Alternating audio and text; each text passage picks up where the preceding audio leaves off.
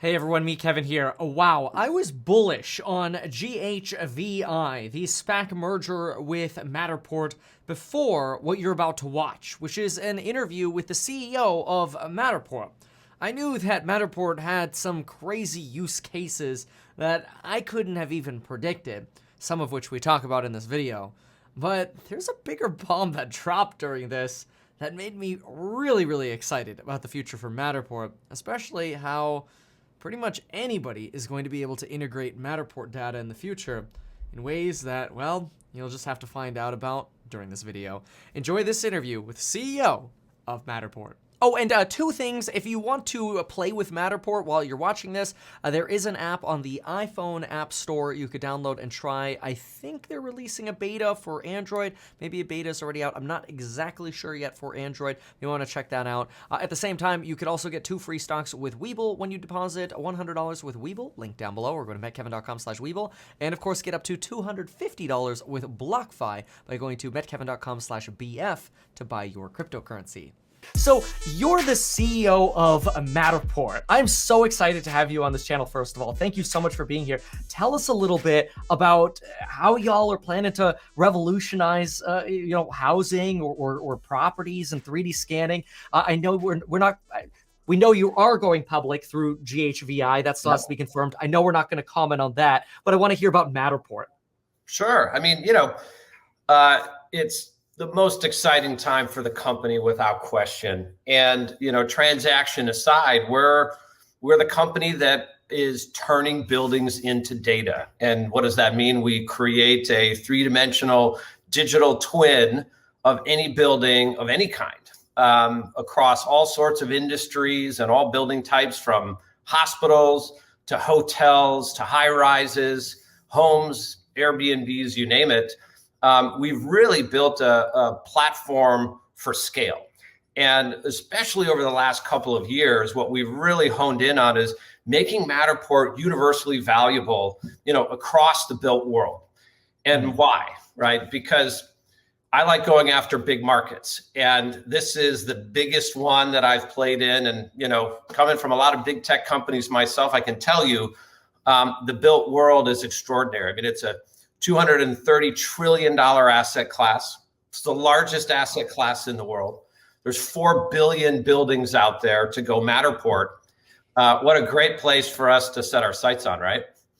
I mean, I think it's so amazing that even just solely looking at the real estate industry, I mean, COVID has obviously made Matterport like a necessity, but even before COVID, Redfin was using y'all exclusively. I think they still are. Absolutely. Which is amazing. On top of that, the more I think about Matterport, the more I think, my gosh, in the future, you could probably just have artificial intelligence read the data from these scans and handle insurance claims. And maybe we don't need field adjusters anymore. Architects, contractors can use this. Can you tell me a little bit about these innovative use cases that maybe we're not seeing yet, but like what that potential is? Sure. And, in certain markets we're putting them in practice today. I mean, the way we think about this digital twin, it's the new system of record for this asset, right? Lots of things we own, cars, et cetera, have a VIN number attached to a complete system of record and maintenance and everything, for the car you own. But why is it that there isn't something like this that exists for your home? The closest thing we have is an appraisal. And I think, we can all agree that appraisals are hit and miss. And it is by no means, a precision record of everything that's going on inside a property. And so when we bring Matterport in, it's not just about a great visual tour of the property. That's just a piece of it. Remember what our technology does, right? It's capturing upwards of 3 million to 5 million 3D data points, in a matter of minutes. And those data points reconstruct the entire building and property, as well as the contents, right? And it's all, of course, dimensionally accurate, volumetrically accurate, but it's also photorealistic imagery as well, right? So a lot of sophisticated stuff happening in a quick scan. But then we have everything, right? So I have the dimensions and sizes of every room, but I also have record of all the contents, everything that's in the property, as well as the condition of it, because we can see it in 134 megapixel 4K HDR imagery. So you can get, really up close and personal with your asset. And that's, you can do these captures with Matterport in, like I said, in an average home in less than an hour. And it's something that, is, I think, a very valuable companion to anybody, who's got a property. So, the Matterport scans, you used to back in, I think, 2016, when I bought my Matterport Pro 2, they were like $4,000 back then. I think they're a little less now. You had a big sales team, and now it seems like a lot of the potential future could be going towards really software as a service, because now, we've got LiDAR on the new phones. We've got a Matterport beta app where we don't even necessarily need a camera. Now, don't get me wrong, I'm still using the Pro 2 because that thing is freaking amazing. But I think we're going to get to this stage, and I think you all see that, where it's all going to be done with a phone in the future. What's your take on that transition? Like, how important is this product to your business versus just software? It's really important, and it's fundamental to our strategy going forward, where, I mentioned at the beginning, Matterport is really a platform company, a platform business. And indeed our principal source of revenue is the SaaS, software as a service, no longer solely dependent on the sale of the Matterport Pro 2 camera, to keep the business going. And why did we move to this platform? Well, for two reasons. As mentioned at the beginning, there's a massive amount of property out there to go Matterport. And we're not going to do it sort of one Pro 2 camera at a time. We want to make sure that, there's a way, in some sense, to democratize Matterport, democratize that 3D capture, get it in the hands of everybody, and let the, the industry professionals and even the homeowners have a choice and have some flexibility and affordability, to this technology to get started. But there will always be a place, a big place for the Pro 2 camera. Let me tell you, and even through COVID, even through the launch of Matterport for iPhone, we sold more Matterport Pro 2 cameras last year than we did in any other year in the history of the company. Wow. It's fantastic. And it's designed, with maximum precision and accuracy. It's great for really large spaces. We have a lot of enterprise customers that are shooting 100 to 400,000 square foot facilities. And you're not going to do that too conveniently with a smartphone in your hand, right? I mean, the long range power of the Matterport Pro 2 camera allows you to still get in and get out of even those really large spaces pretty efficiently. That's neat. So, I mean, and I know you've got packages now where you can take this data and move it into like an AutoCAD. It's been a little clunky. Lately, what I've been doing with some of my architects is I've actually, as a property owner and investor, I've been scanning properties. I'll buy the 2D floor plan. We'll measure one of the walls on the 2D, and then we'll just recreate it all in AutoCAD. Are there plans for maybe an easier transition? Well, I mean, today you can use Matterport. Once you scan a property, we have it as an add-on. You can click a button in 24 to 48 hours. You can get 2D floor plans of the entire space. And it's not very expensive. And what we're working on is automating that as well, because you'll notice that there is sort of a floor plan view and layout when you're browsing your Matterport space and showcase. You can go to 3D dollhouse view, you can go to 2D. And that 2D is getting very close to a true 2D floor plan. And so we're working with the same, data science and technology that creates, the Matterport spaces that today, to do the same thing for floor plans as well. It's only a matter of time. Got it. What can you do with all of this data that's being collected? I mean, ultimately, I love it. I could give it to my architect, an insurance agent, or an insurance, claims adjuster. Us as humans, we can look at it. Do you think there's a chance that appraisers are going to be put out of business by Matterport? That a who? Sorry? Oh, that appraisers might be put out of business by Matterport. Well, what I'd love, quite honestly, is for Matterport to, supercharge appraisers. Okay. Why not put the smartphone in their hands, and instead of using, taking iPhone photos and writing a few notes and pulling out a tape measure, why not go in and Matterport the space? Or I guess in Much theory, more. the customer could probably Matterport the space. Like, hey, you want an appraisal, instead of $600, we'll charge you $300. Just go around with your phone and Matterport it really quick. Send it to this person who might be sitting in Idaho from appraising a house in California, and they're just using the Matterport scans. Is that a potential future? Yeah, there's no question. There's no question, and that's part of that democratization of this, right? And trying to get a version of Matterport that works right down into a smartphone where there's no expensive hardware, required to get you started.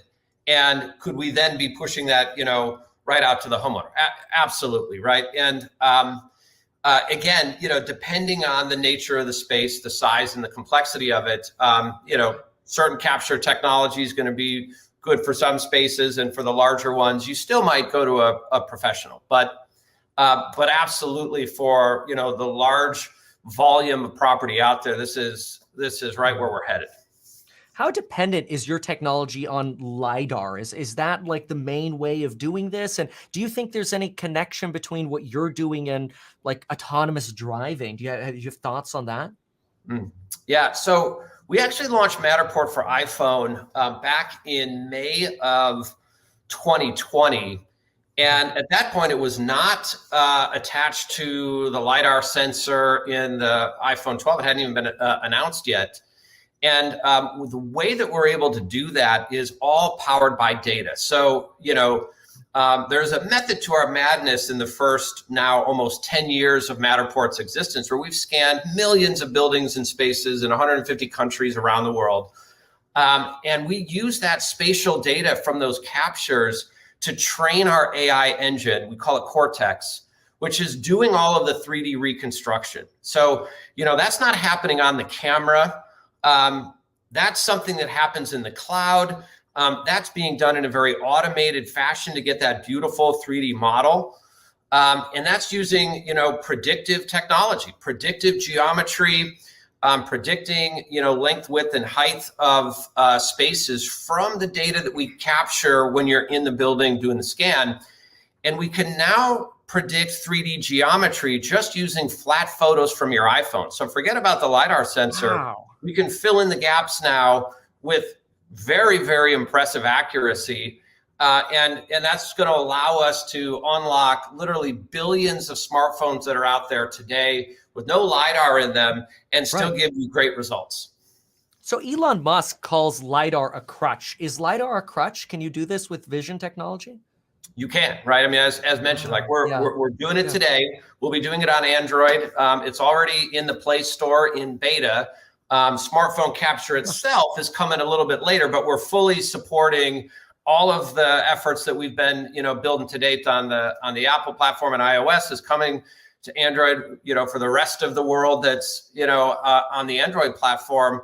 That's a huge, huge opportunity for us. And not all of those devices have LiDAR as well. What I can tell you about it, though, is for what we do, it is helpful. And it's helpful because it can provide confirmatory information about distance and geometry of physical spaces. That's really what it's good for. What Elon Musk is talking about is, LiDAR gives you a point cloud. So if you've ever seen a point cloud, either comes from Matterport or from a LiDAR camera, it's a very pixelated, kind of computer generated dot matrix view. It's not photography, right? And so I wouldn't be able to tell you what type of refrigerator you have in your kitchen or whether it's a clawfoot tub or not, just from a point cloud. But with Matterport, what's so unique is we are always getting depth data as well as that photorealism at the same time. So we always have, what Elon's referring to is, real RGB imagery, because that's where you can apply computer vision to confidently recognize things in a scene, right? So recognizing furniture or objects or light fixtures in a building. So when you're training your AI, you're not training them on dots. You're training them on the JPEGs or the images, really. Oh, that's right. I mean, I can go into any Matterport model now with our automated software, and it can automatically label every room in a house. How does it do that? Jeez. It's doing that because we've trained it on every kitchen, living room, bedroom, garage, you name it, dining room. We know what are the defining, aspects visually of those sorts of rooms.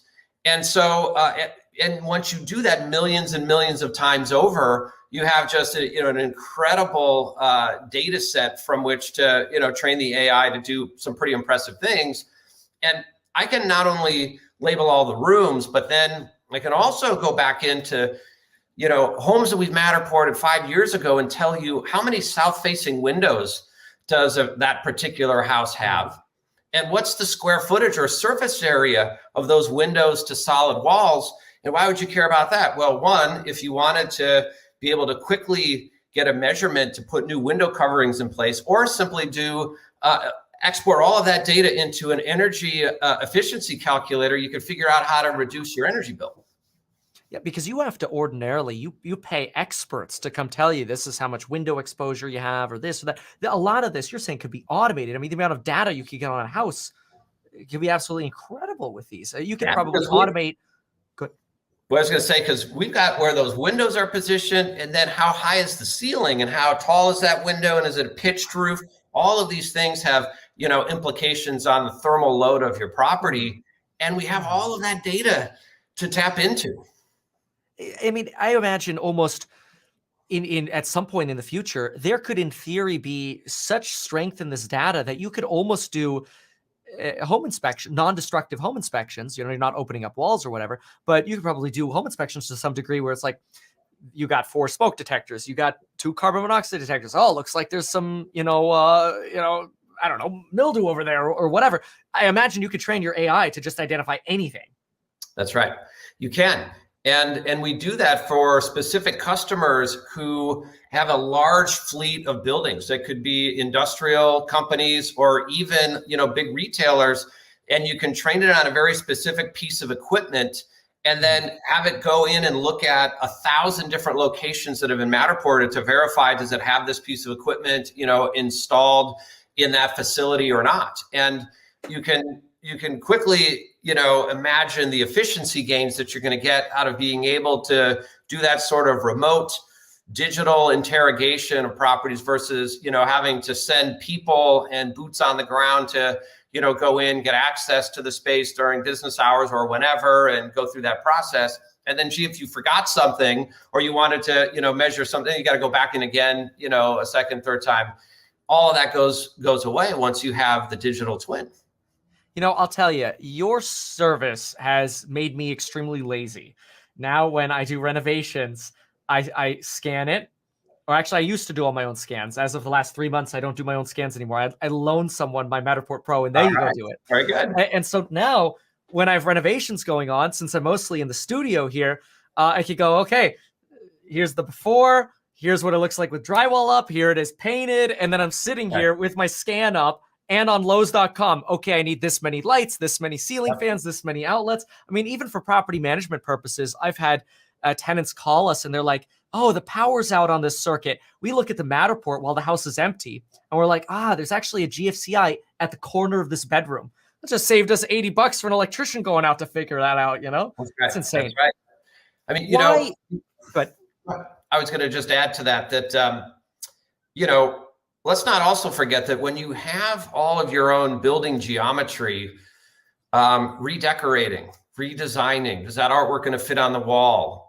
We now have, through our API, we have a whole, software development kit that allows you to do things like bring in 3-dimensional furniture objects into your space. So you can do space planning. We have commercial clients that are doing this for the new World Trade Center buildings. Where they've scanned all of the stories up the high rise and the raw, empty floor plates that are now just being designed out right into the Matterport space. Everything from offices to conference rooms to furniture layouts and truly artwork on the walls and stuff. It's really cool to see. No, that really is. How do I get? Is that under True Plan or Matterport Pack?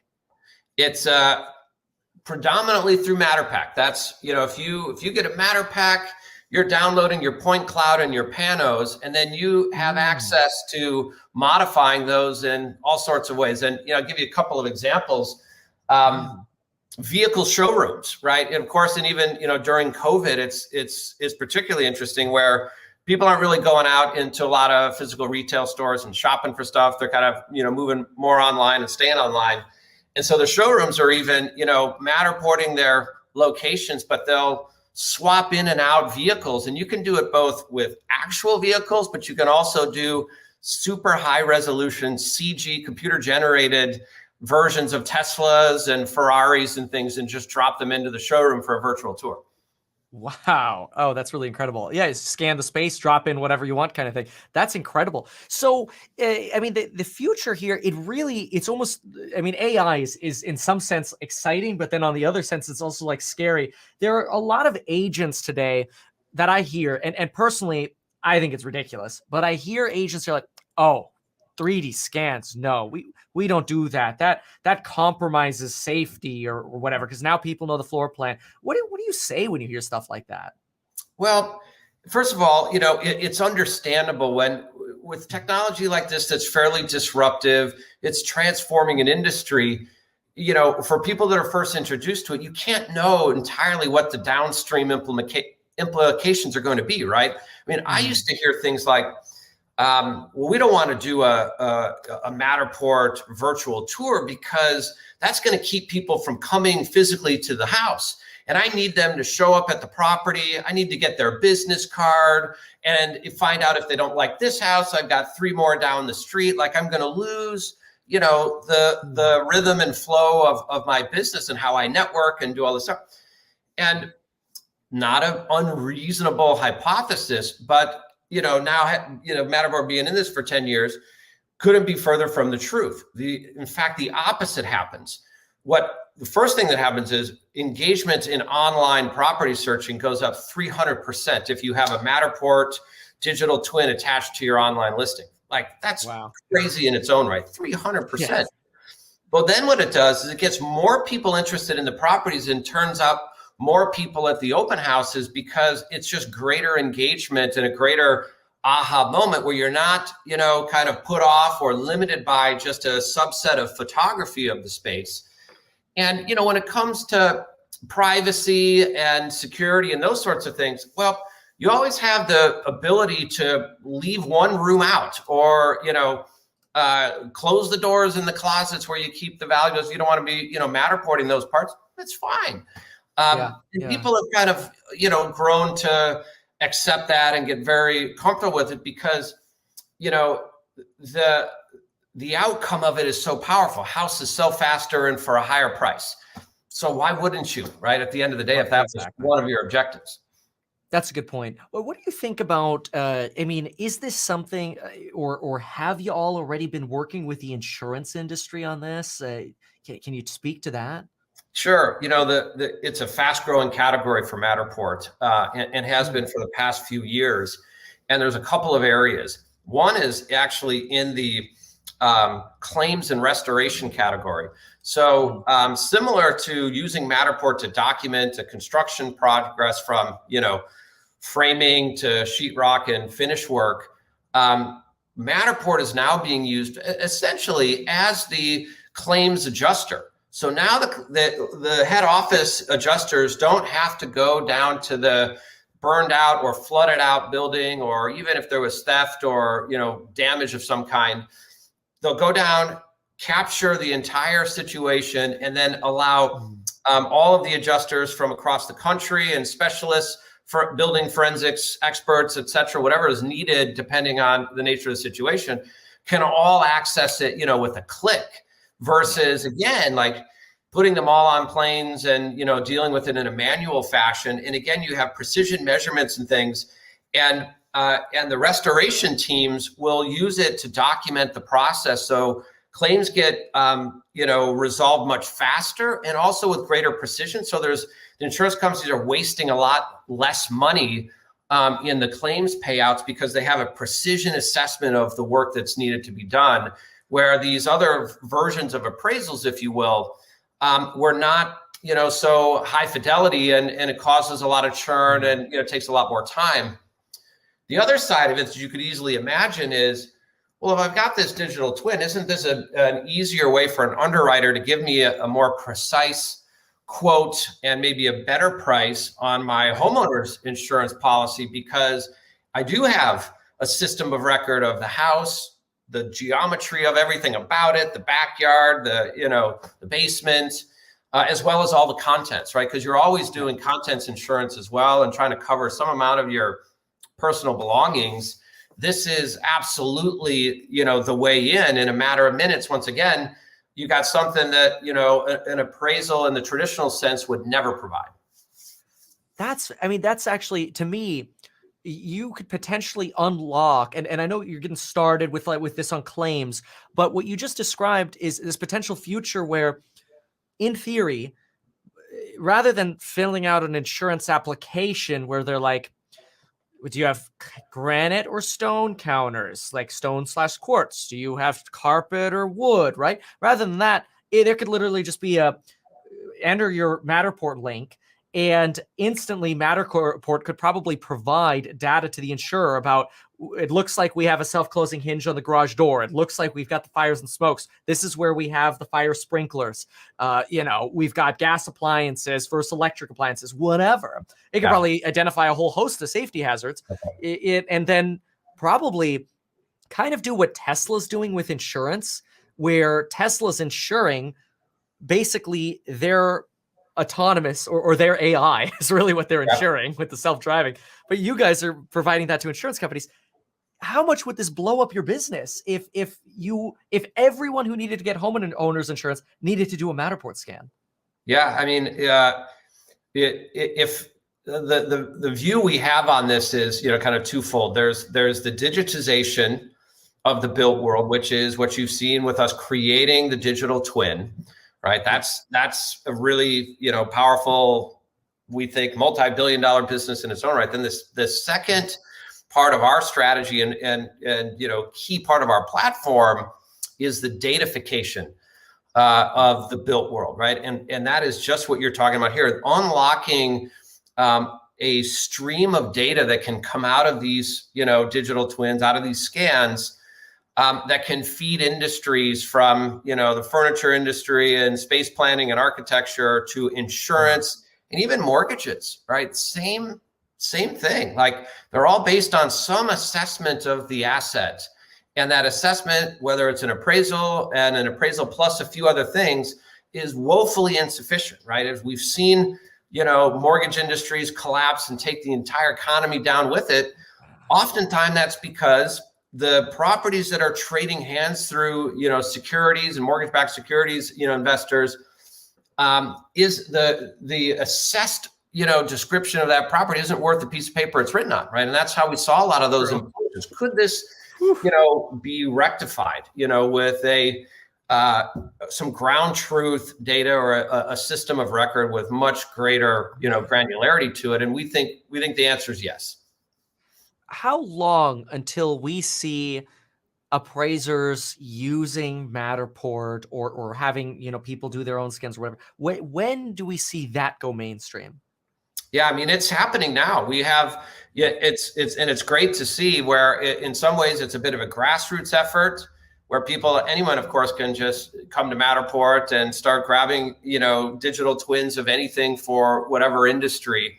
And that's always, exciting to watch just how much pull there is for this technology into the industry.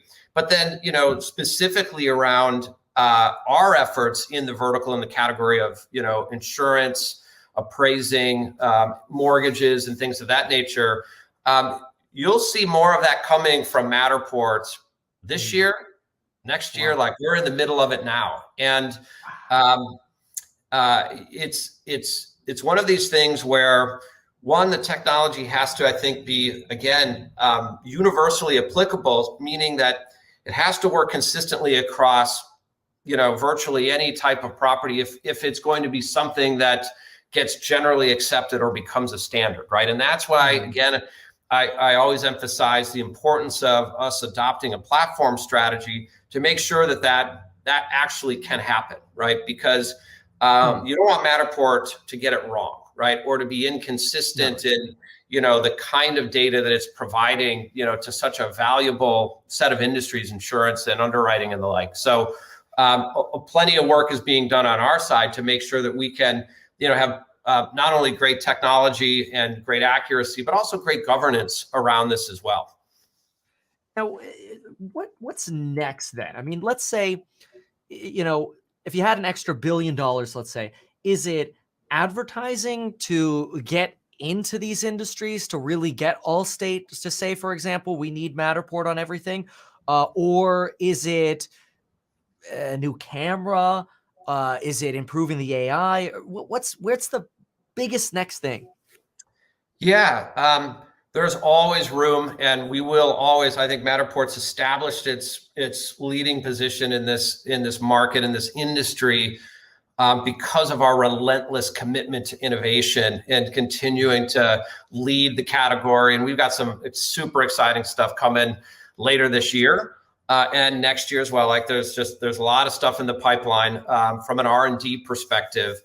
But what we're really, to be quite honest, I think we've achieved a level of momentum in the global market that and we've matured the platform to a place where it is a replicatable value proposition. So, where am I putting the resources in the business right now is scaling, and getting in front of more customers in more countries and in more markets as, efficiently as humanly possible. There's a lot of value for Matterport to deliver in the world with what we have today. Right. So I agree with you. I'm not being held up by some missing pieces of technology or in need of another, kind of sensor breakthrough. I don't even need LiDAR on smartphones to just run like the wind. Right now, what we need to do is just continue to scale delivering Matterport in our go-to-market in the most efficient way possible so that people, can get their hands on it and just start using the product without effort. That makes sense. Yeah, that's scaling. I think I agree with you. And then going to international too. I mean, that's incredible. There's, like you said, there's so much opportunity out there. I guess I have this vision of in the future. I could just maybe take I don't know. Let's say this coffee cup is a camera, and I could just open the door, walk through it. And in 2 minutes, it's done everything and it edits me out. How far away are we from that? Like, am I dreaming? How far away? Because right now I gotta set the tripod and move, and it's awesome. Yeah. But like, how far am I away from that dream? So the part of this that was so important for us to open up, we call it our capture ubiquity strategy. Which What does that mean? It means it's Pro 2 and a host of third-party capture technology. Bring your own hardware, if you will, right? It's inclusive of our own product, which we've talked about is really, really important to our continued long-term success. But by opening our minds this way, you also open up the optionality you just described. So we're using 360 cameras today, right? In the middle, there's the high-end cameras like the Leica BLK, the LiDAR camera. There's 360s. There's, of course, Pro 2, 360s, and now smartphone. Mm-hmm. But let's remember, like, what are security cameras, right? They're everywhere, right? And many of them are 360 or 180 spherical lenses, stuff we already use to create Matterport models. And why couldn't you imagine that fixed cameras in properties couldn't turn into real-time, 3D updates where you're doing Matterport updates, by the minute, by the hour, et cetera. Of course, it's just imagery. We can take any flat file, image, and if we have enough of them with enough coverage, sort of eyes on the space from enough angles, we can recreate the 3D digital twin. And so that's absolutely amazing.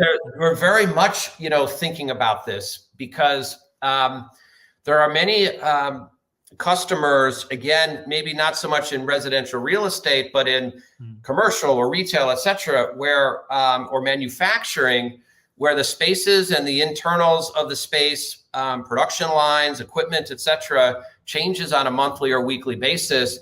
and facilities management means something different to them. And if we could provide a digital version of that facilities management capability, again, the amount of efficiency that it would bring, plus the accuracy and precision that's missing from that, manual process today already, is huge, right? And so we think, well, we not only think, like, we're doing it today in those, specific instances, but does it find its way into the smart home at some point? Without question. Wow. That is a whole nother industry. What about Zillow? So Zillow, they don't let us integrate Matterport. I cheat. I put a link on my Zillow photos and I link to my Matterport. Like, I put a short link. But I'm sure I'm violating some rules by doing that. And Zillow, if you're watching, just change the system. Don't ban me. But why? Are they trying to take the data? What's Zillow doing? Well, first of all, one thing that Zillow does support today, and I see it moving in a really positive direction. They do support in the MLS listing. There's a field for virtual tour. And so if you have a URL, a web link, which, is what you'd have once you have a completed Matterport space, they are honoring and publishing and incorporating that into the Zillow listing.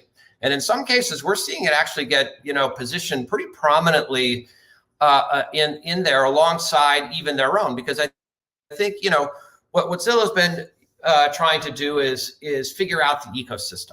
They have their own virtual tour offering where you can use a smartphone and a 360 camera to capture some imagery and give you a bit of a look around tour, which isn't bad. It's a good starter experience for those that want to get familiar with the virtual tour, but it's not Matterport. And there's a lot of people that come to us and say, how do we get Matterport on Zillow? And they go to Zillow and say, Zillow, how do you let Matterport on? And, what I can tell you is, I think there's a good meeting of the minds on this. And, Zillow is a really important platform to the overall real estate ecosystem here, certainly in the US. And I think it's would be valuable for all of our respective customers and realtors and the like, to crack the code on, maybe opening that aperture up a little bit more to partners like Matterport. So, nothing to report as yet, but I think we're moving in the right direction. And just in case, just so you know, I had you down here and I just moved you up here in case you're wondering, like, why my eyes are up here now. Because I know sometimes on Zoom, it's like, where are you looking? So, okay, so, I mean, this makes sense.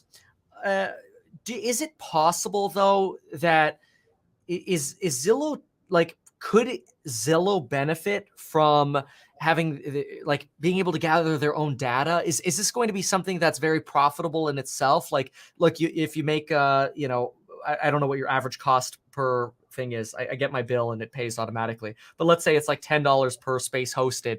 Is it more profitable to get that $10 or the data? Yeah. So here's what I know, and what brought me to Matterport. Alongside my tech career, I've been doing real estate projects since I was 13. Whether I liked it or not, my parents, threw me into the mix of, like, fixing up the old house that we would buy. It's a perfect fixer-upper and get to work. I ended up actually, falling in love with that whole process, and have done a number of design build projects over the last 25 years. And I love actually looking at how technology can intersect with this category in this industry. And I've seen it start to, modestly transform real estate. And you can look at companies like Opendoor as a good example of, where is this all going, right? And they're trying to move to more of an e-commerce type model. And it's perfectly reasonable to imagine a future where, digitization doesn't come to just the digital twin and what we do, but also into the transaction, right? Because look how e-commerce has made it so much more efficient for us to shop the retail world now online. There's a version of this that I think will hit great scale at some point in time. It's an inevitability. I don't think it's a replacement for the real estate industry as we know it. I think it changes everybody's roles, and they will become these, kind of digital nomads in the space. And there's an important role for everybody to play in that. And so data, no question, is, what everybody wants. And it's not just an Open Door or a Zillow. I can tell you, like Keller Williams, Compass, all of these, modern agencies are looking to get an advantage in the game that is a data-driven advantage, right? What can I know about my properties that I've listed and sold before and then maybe relisted again? What's happened to the property? Can we start putting some data intelligence behind, this flurry of transaction data? Of course we can, right? And I think you could start to find some, really interesting insights in your very own portfolio. Okay. So definitely some interest or some competitiveness in going for that data. Do you think there's a risk that Redfin might do that too? I mean, what if Redfin says, here, use our Redfin app and do a scan with our stuff instead of Matterport? I think, look, our view on it has been that possibility has existed for 10 years. True. And, and Matterport's only, gotten bigger and, a greater scale. And our view has been to be an open ecosystem where if somebody wants to do that, that's great. But let's also remember that Redfin gets access to that data. If they want to create data insights from Matterport digital twins that they've captured, go for it. That's part of our open platform, right? Okay. We're not the only ones that are going to be doing data mining out of, your spatial data for your property. In fact, what we're going to be offering later this year is a third-party marketplace. You can think of it almost like an app store, where you'll be able to get these little add-ons that can do all kinds of things to enhance the space that you have, or do some kind of energy analysis, maybe even give you a quote for a home security system just by being able to automatically kind of move through your space. And you would just hit a button and say, yes, I want to opt in to any of these, kind of third-party services, let them, tour my home either algorithmically or manually, and then just give me a quote, a bid, a proposal on, any one of these different things. Jeez. I mean, that's brilliant. If you open up an app store for this, in theory, a homeowner who has a scan of their property could download the Paint Quote app, and it automatically says, hey, this is how many square feet of walls we have. Nobody's walking around with a measuring stick. It spits it out for you. You can give it to a painter. Maybe it even says, hey, based on your zip code, this is how much. Like, anybody can develop an app basically off your data, is what you're saying in this Matterport app store. Exactly. And then, who wants to have, 10 different, paint contractors coming to your house, scheduling, time to walk through, give you a bid. Wow. You don't have to anymore. You move it all to the cloud, to the internet, and you could have 100, contractors come in and measure it all up, size it all up through your digital twin. And then you just have, 100 competitive bids, and you can just choose, the one you want. And suddenly, everything scales and you create an efficient market. And that's what this is about, is to try to help, create some efficiency in the overall ecosystem of properties. When can I expect to be able to use or do more scans outside? I'm going to pull one up here. I usually have to do my scans pretty late in the day or early in the morning. Pull this up here. Let's see. And that's because, it seems like the more sunlight. Oh, I think I may mess up the. I'll just ask the question before trying to show this. It seems like basically your data, it gets lost if there's too much sun. When can we expect that to change, and then we can scan outside and get those exterior data points as well? Yeah. So what's happening there, and this is primarily one of the tricks with the Pro 2 camera, because our depth sensors that are on board, it's not LiDAR, it's a structured light sensor. And so it's a beam of light that shoots out and back and basically allows us to determine, based on the speed of the return, how far away a wall is or a surface that you're pointing at. And if there's sunlight or glare, it's going to throw the beam off, right? So that's what's happening. Now, LiDAR uses a laser that doesn't get impacted by sunlight and glare in the same way. And so if you're using, that's why, especially for large, like a hotel project, a big commercial building, we see all our customers using the Leica BLK, right? Because it's impervious to that limitation. You can kind of, shoot any time of the day. So that's one thing. Oh, so I can take the Leica. Leica, you'll have. I can take the Leica to outside. Far better consistency outside. Now, what's the other device that happens to have a LiDAR sensor on it? There you go. Right, the iPhone 12. So this will help in shooting outdoor in a mini version of Leica BLK.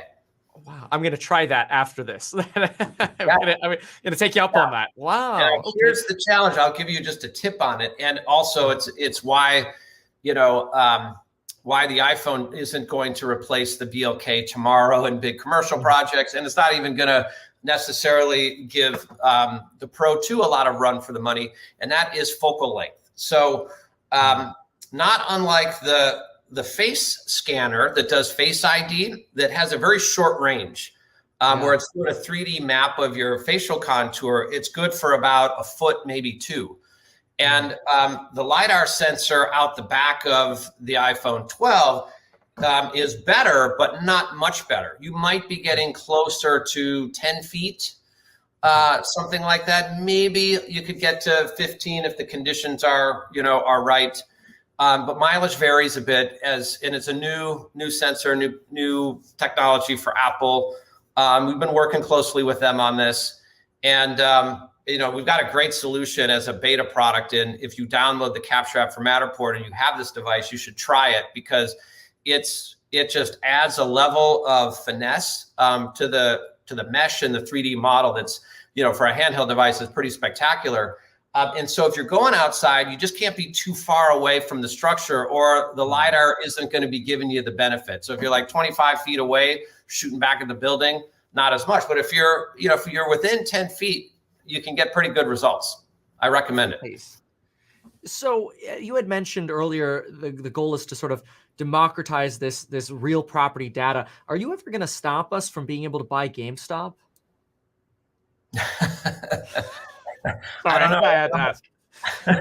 It's because Vlad over at Robinhood, I had interviewed him on the channel, and one of the things he talks about is democratizing finance and stocks. But more realistic question here. Is there a future of investing in Bitcoin at Matterport, like Elon Musk has done?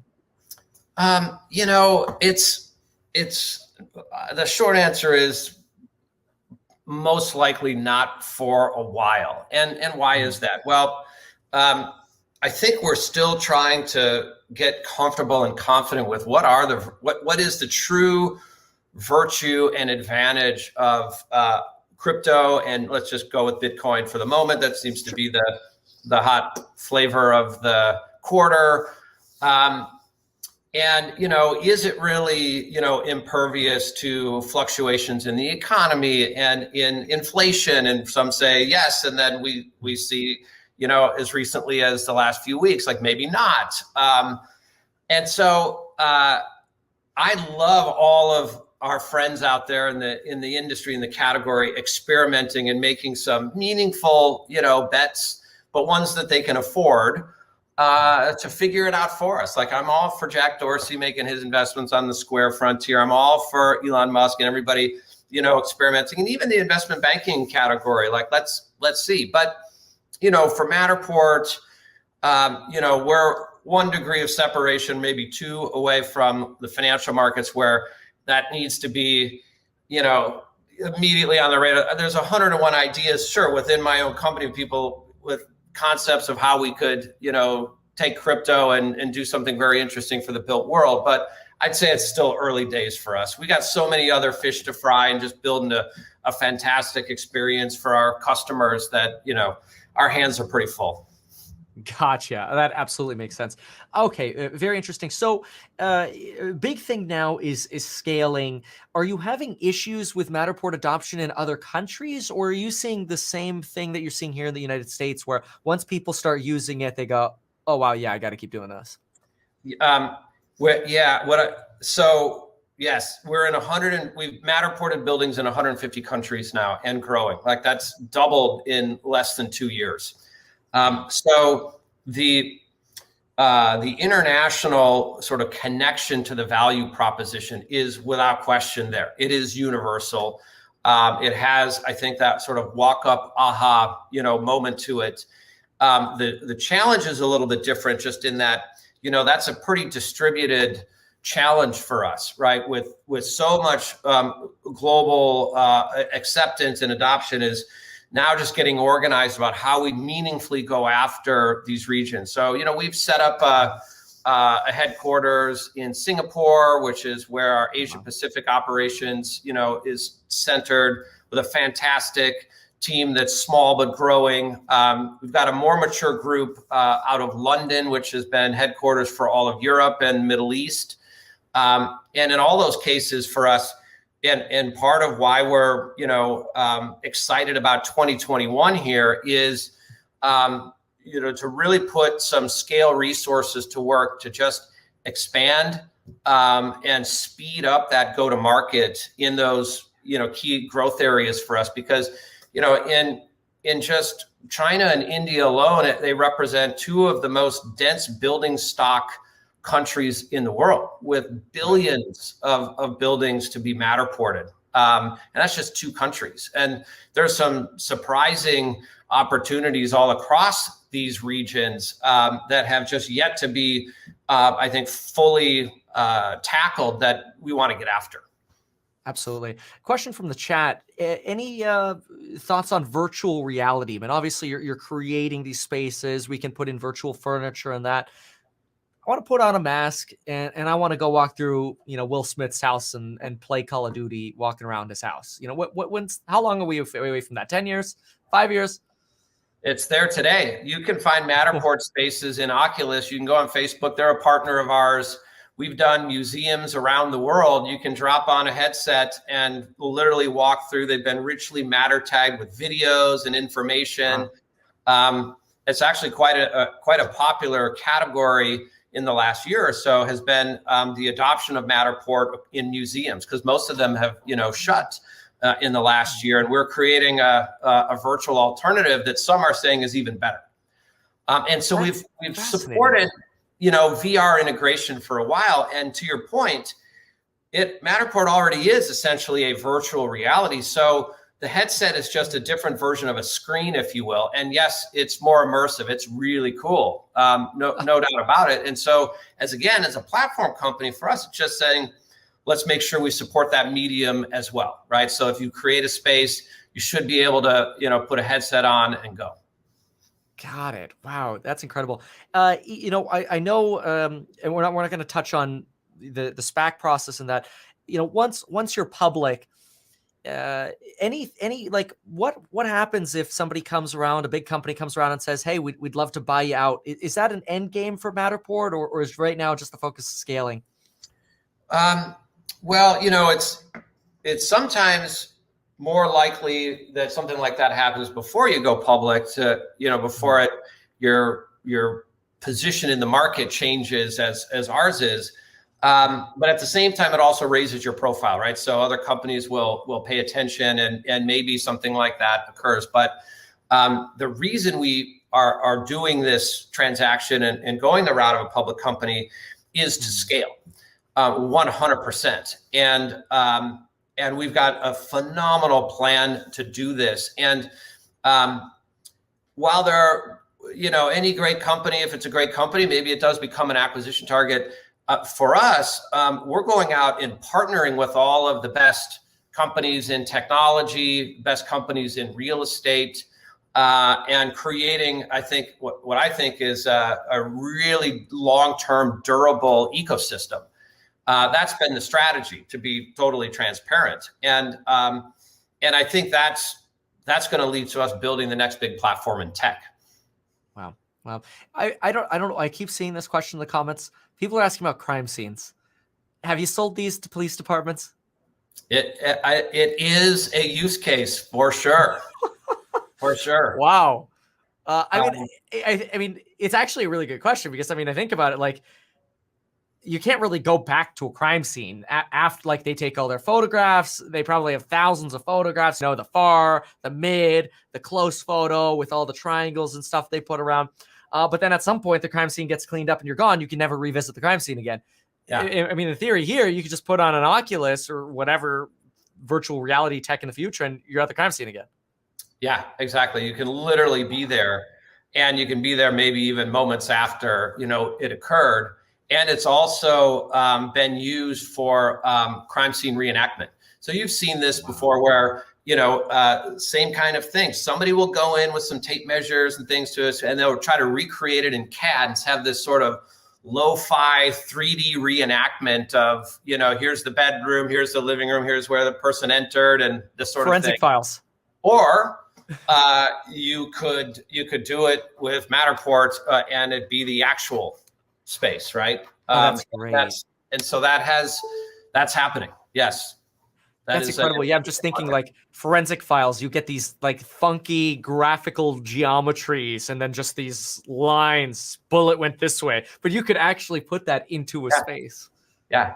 Wow. Yeah, and especially when you can zoom up and you can get the dollhouse view and that bird's eye view, so you could see the flow of the property and how potentially rooms were adjacent to one another and adjoined, so that however you're trying to explain your case of how something actually happened, you can do it with accuracy. I have somewhere I had a tenant reach out to me once, and they're like, "Hey, Kevin, there's a leak on the kitchen ceiling," and so I pulled up my Matterport scan on it, and just to purposefully go to Dollhouse, and I zoomed into where the point of the leak was, and I'll pull it up if I can find it. I just have so many of these scans. Oh, I have it. Oh my gosh, you got to see this. But I'll just pull it up really quickly because it's too funny. But yeah, so let's go into it here really quick. So this is one of my first Matterport scans ever. And this was a renovation that we did. And the tenant complained that there was actually a leak. Let's see here. Oops, sorry. Wrong. That's actually showing the wrong screen here. That's Jim Kramer. Hold on. I gotta find it. Where's my computer? There we go. That's much better. Okay, perfect. Okay, let me make sure. Okay, you could see that well, right? Yep. Let me make sure. Yes. Okay, we're good. Okay, cool. Sorry. So this basically up here is where a leak was. And so what we did is we just came in here and Dollhouse viewed, like you're talking about here, zoomed in. I'm zooming into the screen here. But anyway, we zoomed in. Sorry, I'm resetting my setup here. Yep. There we go. Zoomed into where this was, and in the Dollhouse, we realized that it was literally right under the toilet where this leak was probably coming from, and it just ended up being the wax ring. I mean, just the use cases. It's just like specific things like that. It's just crazy that we could solve these things. Yeah, and and soon you also being able to add things like an annotation to that model. So if you did do that repair, wouldn't it be great to know, like, I replaced the O-ring or the seal in that toilet in that bathroom on this date, right? So similarly to having your service records on your vehicle, right, which is all nicely organized for you and attached to your VIN number and with your dealership, it doesn't exist for houses, but wouldn't it be great, if you had that and you knew visually which one it was versus just having a receipt in a drawer for, I fixed a toilet. Well, which one? Right? Yeah, and in theory, then that could, in the future, just be synced up to your insurer as well. And oh wow, this person's actually improving the property over time. Which I know you've got companies like. Have you heard of who's doing Lemonade Insurance? Yep. Everything just AI based. Have you talked to them? Yep. Okay. That to me is really interesting because they're trying to do AI claims. They're trying to do AI quotes basically for people where everything's chat based. You guys would be a match made in heaven. Yep. I mean, they're doing really cool stuff. As you probably have seen, they do insurance for pets. Super innovative, like, kind of pushing and it's all data driven, right? And so is Matterport. And yeah, we have, probably 10 of the largest insurance companies in the US are partners and customers of Matterport's today. And we're working on, what I really want to see is us pushing towards those value propositions for the consumer, the homeowner, the renter, all the way out to lower insurance policy fees and things like that, right? Sure. And faster claims and all that stuff. So it's all in motion. That is so exciting. I mean, I would just think about even just the amount of insurance fraud that exists and how much money Matterport scans would save the insurance industry. I think of it as a real estate broker or investor, but it's a problem that has, challenged that industry for, over a century. It's a hard one, but not so hard when you have an unmistakable system of record like Matterport that you can refer to as your source of truth. It's really, really powerful. And, and it's a low cost, low footprint, piece of data to store and archive for the life of a building. It's negligible against the value of the building. So, we're excited about it, right? That's why when we started Matterport for iPhone, we were saying to everybody, one space, one building, one house, one, vacation rental for free. Scan it and go. Let's get 1 billion buildings, up on Matterport on the free tier. Why not? It's, with a smartphone, and especially if you happen to have LiDAR, it is a high performance, freebie, probably of the best I've seen. And the power is not just in, the scan and being able to walk through, but again, all these different things we were talking about that we're going to open up in that ecosystem and the marketplace, and using it as a property management, system for you that's visual, easy to understand. It's the best way to maintain your property. Yeah, here's a good question. Somebody's asking about maybe even potential for failure prediction. Hey, this looks like there's a leak forming here. Maybe the ceiling fan looks like it could be falling down soon or something like that. Just little alerts like that. Is that something that is far out? It's not far out at all. It's all right here. It's because it's available data, and not only, failure predictions, but stuff that's out of code, right? That's fallen out of compliance. That stairway has no railing, the plug sockets are too low to the ground. They need to be at least 12 inches or 60, whatever it might be in your city or town, state's jurisdiction. So many things like that, right? On the inspection side of the house, that when you, for example, remember when you're buying a house or selling a house, especially when you're buying, there's not only the appraisal, but then you usually pay a contractor to come in and, go tell you, is the foundation cracked, or are these pipes going to explode, or what have you. The Matterport model can see a lot of things too, right? And that you can have a lot of people look at and inspect and measure without having to even set foot in the property. Now, I know this might be a little step out of your wheelhouse, and I touched on it a little earlier. It's just something that comes up so much, and you are clearly so knowledgeable about LiDAR and this vision. I gotta ask, Elon's thing is no LiDAR, just cameras only. And we touched on this earlier, but every other automaker is gotta have LiDAR, gotta have LiDAR, gotta have LiDAR. I know you say it's possible with these 3D scans to do this with just the camera tech, which kind of reiterates the Elon argument. Do you think is Elon going to hit a wall at some point with his self-driving? And again, I know it's a little out of your wheelhouse, but I got to ask, because you're so experienced on this vision stuff. Yeah. So the reason that there's so many companies embracing LiDAR is the speed at which it has to see and respond, right? So different from Matterport, where our scans are just a moment in time, but it's asynchronous. Right. You're driving a car down the road in real time and you're going 70 and stuff's coming at you. And so, can it all be seen with an RGB, camera lens or a video camera and processed and interpreted? And can the distance be triangulated with enough accuracy in time, to course correct? don't know. Like, it's a work in progress. I have a Tesla I have since 2012. And well, wow. And I was one of the beta customers for the first Model S rollout. And then, I'm in my Model 3 with full self-driving. And, it's a hair-raising beta, put it that way. Like when you're driving up and down in Silicon Valley on Highway 101, like it's not for the faint of heart. I'll tell you that. But you got the beta? All for it. What's that? You got in on the beta? Oh yeah. Oh man, I gotta come up there now. Come on, man. I want the beta. Like I said, I'm a believer that with enough data you can get there. And he's built, a data network like we have. Instead of it being, tens of thousands of people out there scanning properties, it's tens of thousands, now hundreds of thousands, or maybe over a million, probably about thinking of those that have, enough data from the vehicles coming, but, hundreds of thousands of data points, to train their engine on.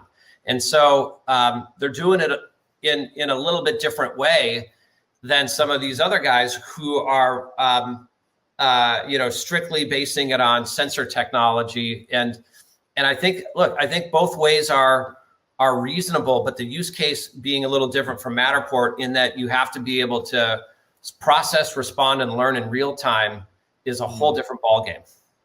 Got it. I see a comment. Did you used to work at Apple and eBay? I did, yes. And Google. How was that? And Google. Wow, you've been all around. Great. I'll share one, a couple of anecdotes. I think anybody who's, pursuing a career, not even just in tech, but you could be an accountant, a lawyer, finance person.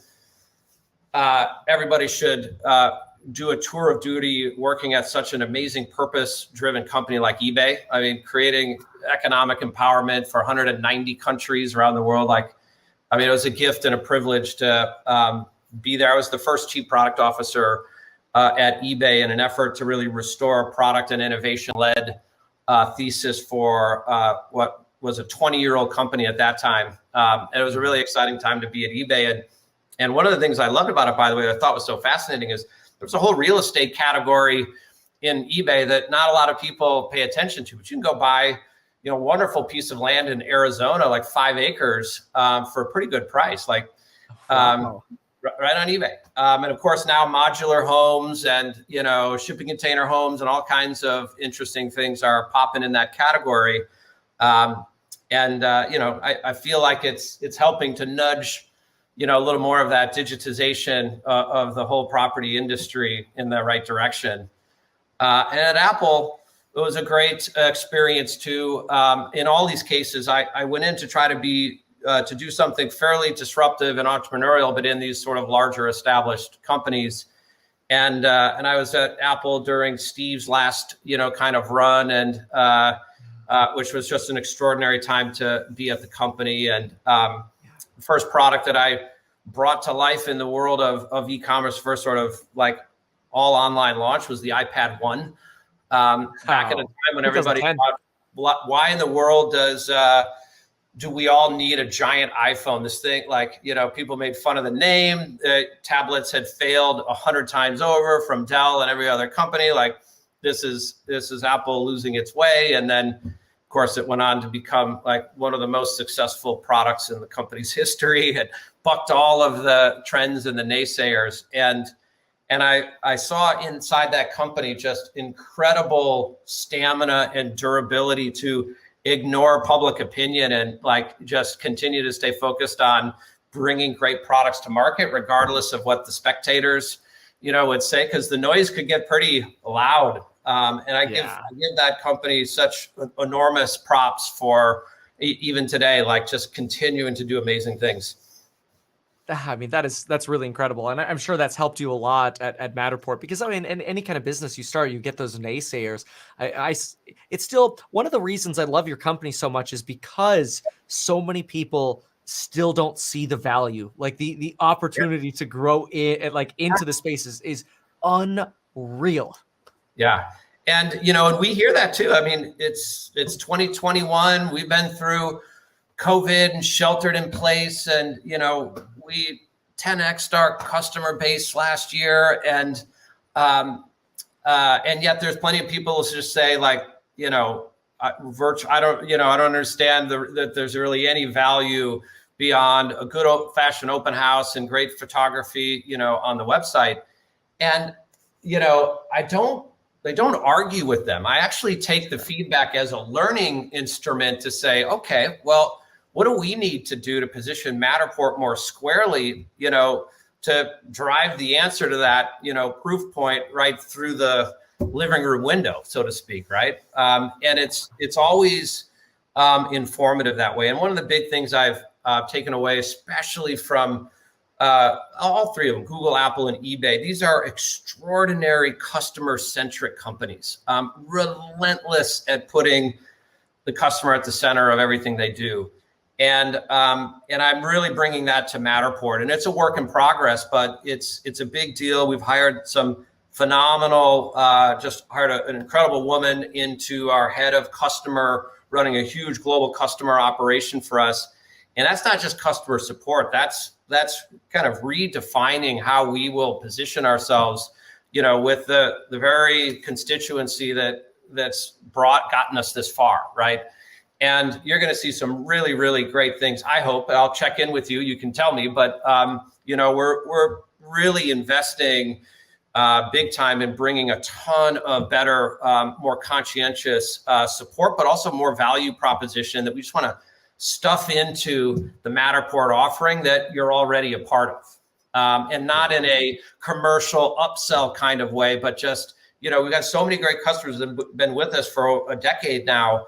And we just want to keep pouring value into the platform and the system you're already using. And that's where like all those data unlocks, you're going to see just a ton of stuff come out that hopefully the reaction will be that, how I've always used Matterport, it's been great, but now that I have these new features, I don't know how I could have ever lived without them in the past. Wow. Now, what about like churn wise? Are you getting a lot of new competition, or is this kind of just like a Tesla versus who's next? Well, look, we do have an advantage of being first mover, but also first scaler. And so I think the volume of spaces we Matterport, in a given day or even a given hour sometimes is bigger than a lot of these other companies combined. I mean, it's just not even in the same zip code. But I don't say that, arrogantly. That's not so much the point. It's just we do have scale. It doesn't mean that you can't have a phenomenal newcomer that's got a breakthrough technology, doing something different and maybe better than Matterport. And in fact, what we're trying to do here is create greater adoption and acceptance of this market as a whole. And so we were a small company once. I've done plenty of startup companies before those big ones that I spent time at. And I have great respect for the entrepreneurs in that regard.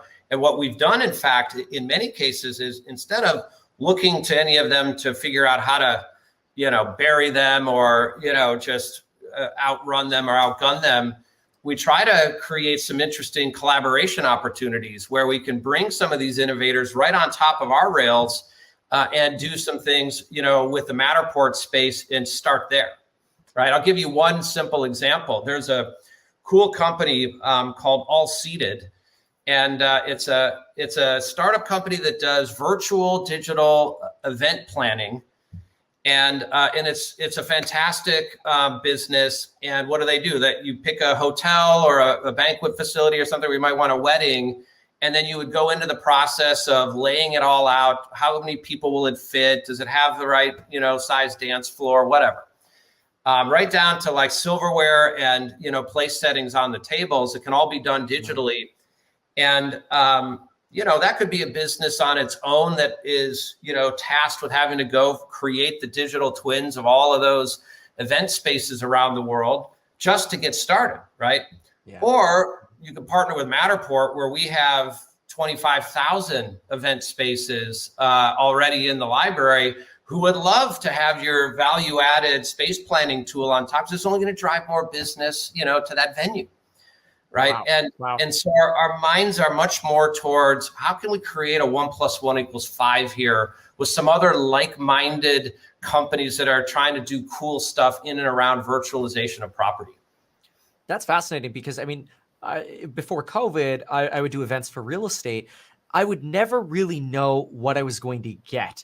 If I went to Vegas, let's say, and I had to hit up 10 or 20 different venues for a quote, I'd get a paper quote, maybe one picture of a potential room or whatever. But in theory, you're saying I could almost just reverse this and in the future just search based on the 3D tours I like the most. Yeah, yeah. By the way, my new favorite pin board on Pinterest is my Matterport board. And who knew, but one of the coolest places to go discover amazing Matterport 3D, digital twins of extraordinary properties and historic landmarks around the world is on Pinterest.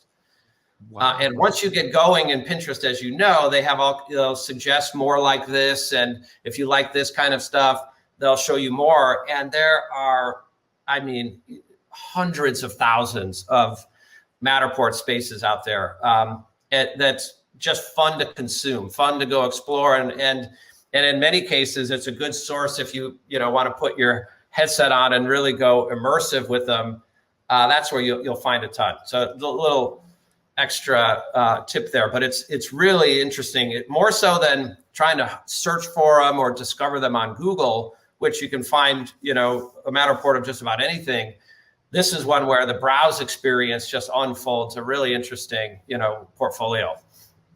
I noticed like Peloton, they will Steadicam video a path for, let's say, a biker or whatever, and play that back to you as if now you're riding through a space. Is there a potential connection here between, virtualized fitness, so to speak, or being able to immerse yourself into that museum while you're working out or something like that? That's an interesting idea. Short answer is yes, right? And Sure. As a platform business, what we hope to be able to do is, create the flexibility of how and where you deploy this content into all sorts of use cases without, again, like having to do any special coding or anything. Because remember, you can view a Matterport space on any device of any kind, phone, tablet, with no special hardware or software, really. And so why not, right? The possibilities of, where you could bring these virtual experiences to are fascinating. I mean, we've done, some of the most interesting pharaohs' tombs in Egypt. Oh my gosh. Matterported, various pieces of the Eiffel Tower. Literally like the list of historic landmarks and old, ancient buildings and structures and things. Matterport, there's a whole category of what I describe as building archaeology, where they don't want to see what happened to the Notre Dame Cathedral, happen again, where you lose a treasured piece of history with no digital system of record, either to recreate it or to, at least be able to archive what it once was. And so the Matterports are super easy and precision way to do it for, again, very, very low cost relative to the value of some of these special places. Yeah. Oh gosh, it's so easy. I mean, I think it was like 5 years ago, first time I started talking about Matterport, a photographer's like, no, I don't want to be a button pusher. I want to take 10 minutes to set up each shot. And I'm thinking to myself, what? You want to make yourself have more work? Why? Matterport makes it so easy. And I can pull the stills right out of there. Why would I do that? I mean, not to like, slam photographers. There's obviously there's so many cases where photography is so important, but I mean, for selling real estate, golly, I mean, just it's so incredible what you can do with your technology. Any final thoughts that you have? Well, one related to that's interesting. I think the role is going to evolve of the realtor, like as we talked about, like things move online, transactions go digital. I think it evolves. It doesn't go away. I think the photographer role evolves as well. And you're going to move into what do you do after you capture it, right? All of the digital enhancements and the layers of value you can add to the space is a really, really powerful. And I can tell you a lot of enterprise customers who will pay to have these extensive customization layers, put on top, just like Google Maps has all of these different layers, right? For Sure. shopping or entertainment or, coffee shops, whatever. The same can be said for this kind of spatial data as well. And, we did a house in San Francisco, a really extraordinary housing development project. It took 10 years to build this house. It was on 2 historic lots in the city, right at the bottom of the curvy street, Lombard Street. And at the end of the day, when we scanned it, we did it with everything. We used the Leica, we used our Pro 2, we used 360 cameras, and it's when we actually announced smartphone capture. But we also did it at 3 different times of the day because it was an extraordinary view property. So we did basically a sunrise, daytime, and then a sunset, and actually did a 4th for the master suite of a night view. And so that's where a little bit of photography creativity comes into play, where if you shoot the place 4 times at 4 different times of the day, you get something that you don't get if you're physically at the open house, like unless you're going to wait there for 12 hours to see what the sunset looks like on this property, or see what the sunrise looks like, or what dusk is like. And then you want to catch it in every room, right? Out every view. Yeah. We captured this, and it blew people's minds. It's a very simple thing to do. There's no special, so it's just a different, sweep point that was done at a different time of the day. So they're all in the model. And you just could be standing in one, you click to the one next to it and it goes a little darker. And then you click to the one next to that and it's totally dark out. And it's a very simple thing, but like when buildings become data like this, the ability to manipulate the experience in ways that, just kind of go beyond the standard is just right there, like they're right at your fingertips. And, I hope that more people continue to take Matterport as a platform and try to hack and invent and, push the envelope of the medium, because there's so much potential for this, far beyond even what we're doing. Honestly, the App Store, that mention right there, in my opinion, is so game changing, because really what you're doing is you're letting the world decide, well, what do we want to do with this data? And then you're letting them do it. And then you're letting them probably sell that app or whatever. And then boom, yes, everybody has access to it. Yes. Yeah. Yes. Yes. Oh my gosh. Wow. Well, this is so incredible. Wow. I have to say, first of all, a huge thank you for coming on. I mean, you've been so insightful, and I was even asking you about things that aren't even related to Matterport, and you've got great insights. So I have to really thank you for that. Gosh, any last things you want to share with the audience? First of all, again, thank you so much, CEO of Matterport. This has been a blast. What should people do? Do they reach out to you? Do they reach out to go to Matterport and buy a camera, download the app? How do we want to say goodbye? Yeah. First of all, Kevin, thank you for having me. This is awesome. And thank you for being such a long time, awesome proponent of Matterport, and, helping us again get to where we're going. We got a lot more to do. We're just getting started in many ways. I'm super excited. And I mean, for sure, if you've got an iPhone, and again, soon, a little bit later this year on Android, but if you got an iPhone, like, go try it. Just download the app. It's free. You can go scan a space, and you can do your house, you can do your apartment in 20 minutes. And tell us what you think. Like, if it's not working for you, or it's hard to get started, or it's just crap, or it's awesome, share it with us. There's all kinds of feedback in the app. You can hit a button and it comes straight to us. I read all the feedback that I can. I love getting, customer input. That's how we get better.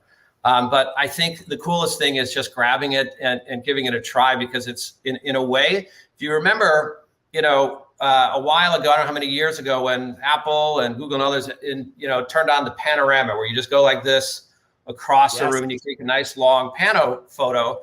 Well, it's only a little bit more of a gesture with your phone, where you go all the way around. And if you can do that one twirl, you have what it takes to capture a Matterport space. There's not much more of a learning curve to it, which is why I encourage everybody, to give it a try, because you can you can even scan and get a 3D moment, like with your friends.